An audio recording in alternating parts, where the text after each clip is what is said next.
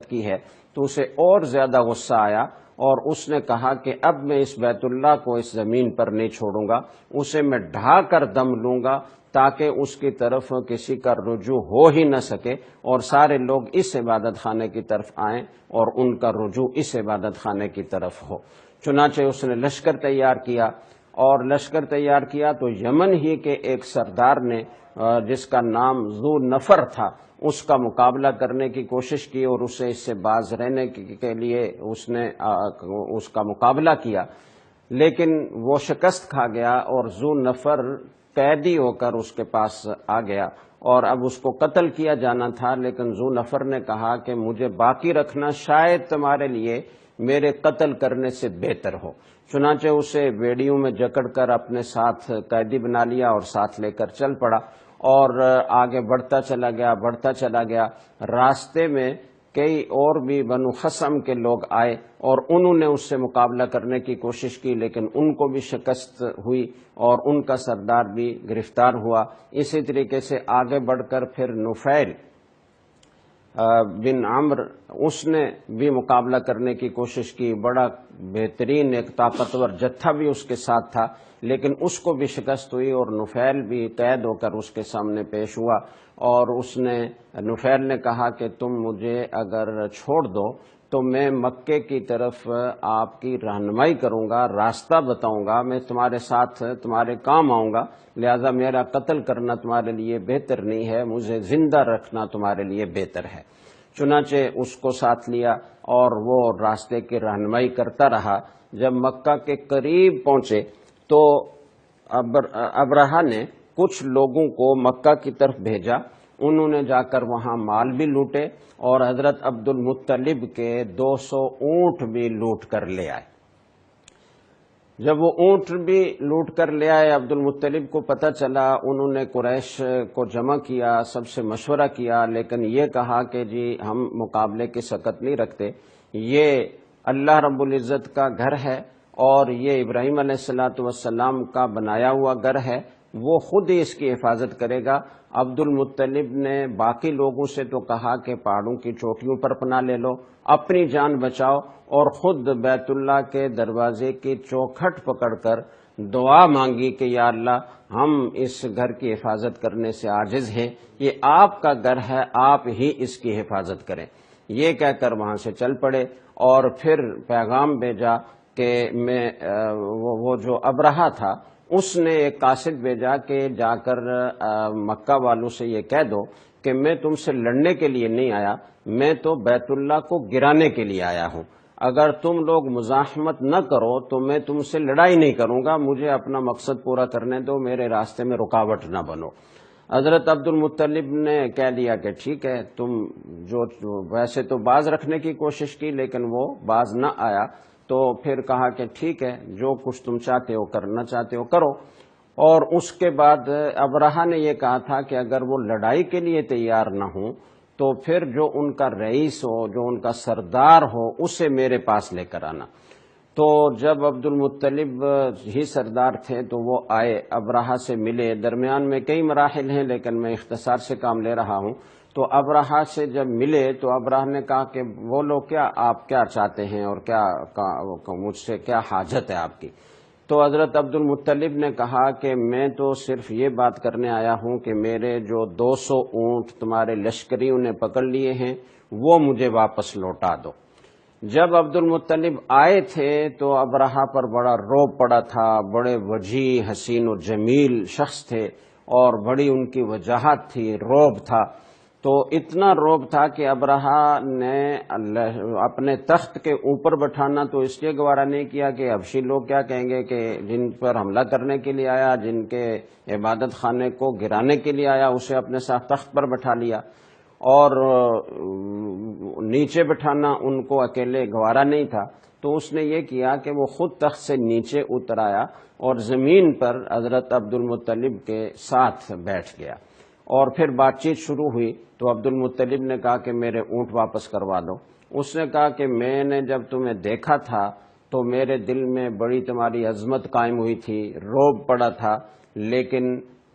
تمہاری بات سننے کے بعد میری نظروں سے تم گر گئے ہو، میں تمہارے بیت اللہ کو ڈھانے کے لیے آیا ہوں، تم اس سلسلے میں کوئی بات نہیں کر رہے اور تم اپنے اونٹوں کے بارے میں بات کر رہے ہو۔ تو عبد المطلب نے کہا کہ انی انا رب الابل، میں تو اونٹوں کا مالک ہوں، میں تو انہی کی بات کروں گا۔ وَلِلْبَيْتِ رَبٌّ يَمْنَعُهُ وَيَحْمِيهِ، اس بیت اللہ کا اپنا ایک رب ہے، وہ اس کی حفاظت کرے گا اور وہ اس کو بچائے گا۔ تو عبد المطلب یہ کہہ کر اپنے اونٹ واپس لے کر آ گئے اور پہاڑوں کی چوٹیوں پر چڑھ گئے، دعائیں مانگتے رہے، دوسرے لوگ بھی دعائیں کرتے رہے۔ جب ابرہہ نے لشکر آگے روانہ کیا بیت اللہ کو ڈھانے کے لیے، تو جو نفیل جو راستہ بتا رہا تھا، جس نے راستے میں اس کے لشکر کو روکنا چاہتا لیکن عاجز آ گیا تھا، اس نے اس ابرہہ کے خاص اونٹ کو کان کو پکڑا اور کان میں اس سے یہ کہا کہ تم یہاں بیٹھ جاؤ اور واپس اپنے یمن کی طرف چلے جاؤ، تم خیریت سے رہو گے اور آگے بیت اللہ کی طرف تم نہ بڑھو۔ یہ کان میں کہہ کر پیچھے ہٹے، تو جیسے ہی وہ کان انہوں نے چھوڑا تو اونٹ وہیں بیٹھ گیا۔ اب اسے جتنا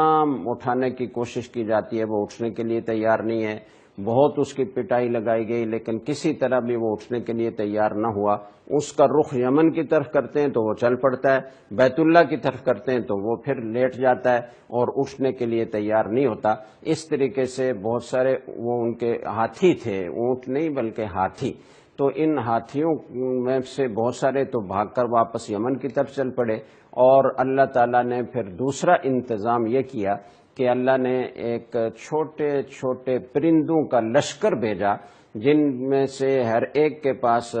3 کنکریاں تھیں چنے کے برابر، ایک اس کی چونچ میں اور 2 اس کے پنجوں میں، اور وہ اوپر سے برساتے گئے اور جس جس کو وہ کنکری لگتی گئی وہ ہلاک ہوتا گیا۔ اس ابرہہ کو بھی کنکری لگی اور اس کا اثر یہ ہوا کہ اس کی انگلیاں گل سڑ کر جھڑنے لگیں، پیپ پڑ گئی، خون پڑ گیا۔ اسی حالت میں اس کو کسی طریقے سے واپس صنعاء پہنچایا گیا، اور وہاں پہنچنے کے بعد اس کا سینہ پھٹا، دل پھٹا اور وہ ہلاک ہو گیا۔ اللہ تعالیٰ نے بیت اللہ کی اس طریقے سے حفاظت فرمائی، اور اس سے حضرت عبد المطلب کی عظمت شان میں اور اضافہ ہوا، اور جو پہلے سے ان کو سرداری حاصل تھی اور سارے لوگ ان کو ایک محترم اور مکرم اپنا سردار مانتے تھے، ان کی عظمت ان کے دلوں میں اور زیادہ پیدا ہوئی، اور اس کی وجہ سے پورے عرب میں ایک چرچا ہوا اس واقعے کا، اور قرآن کریم نے بھی اس کو بیان کیا۔ الم تر کیف فعل ربک باصحاب الفیل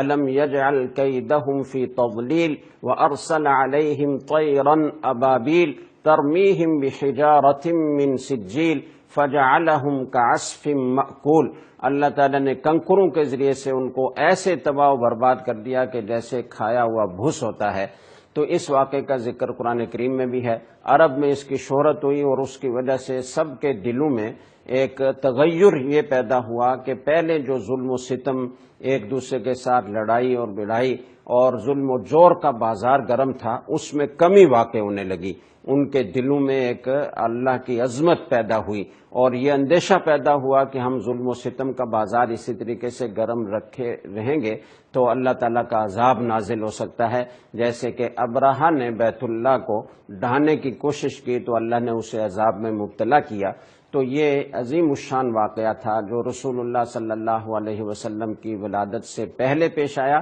اور اسی سال رسول اکرم صلی اللہ علیہ وسلم کی ولادت بسعادت ہوئی۔ اللہ نے یہ نور نازل کیا، اور یہ ولادت جب ہوئی تو حضرت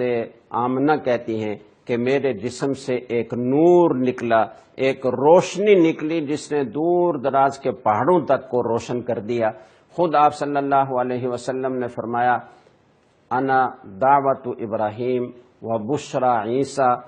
اور میں حضرت ابراہیم علیہ السلام کی دعا ہوں۔ ربنا وجعل فیہم رسولا منہم یتلو علیہم آیاتک ویعلمہم الکتاب ویزکیہم انک انت العزیز الحکیم، جس کا قرآن کریم میں ذکر ہے، اس دعا کی طرف اشارہ ہے۔ اور حضرت عیسیٰ علیہ السلام نے بھی آپ کی بشارت دی تھی، مبشرا برسول یأتی من بعد اسمہ احمد، کہ میرے بعد ایک رسول آئیں گے جن کا نام احمد ہوگا، اور ساتھ آپ صلی اللہ علیہ وسلم نے یہ فرمایا کہ میری والدہ آمنہ کے جسم سے ایک نور نکلا تھا، اضاءت بہ قصور الشام، جس سے شام کے محلات روشن ہو گئے تھے۔ تو یہ نور اللہ تعالیٰ نے دنیا میں نازل فرمایا، اور اس نور کے نزول سے پہلے ہلکی روشنی کے طور پر مختلف خرق عادت واقعات رونما ہوئے، اور پھر بالآخر یہ نور نبوت نازل ہوا، جس نے لوگوں کو تاریکیوں سے روشنی اور ہدایت کی طرف رہنمائی کی۔ اللہ تعالی ہمیں آپ کی بیان کردہ رہنمائی اور آپ کی دی ہوئی روشن ہدایات پر عمل کرنے کی توفیق عطا فرمائے۔ وآخر دعوانا ان الحمد للہ رب العالمین۔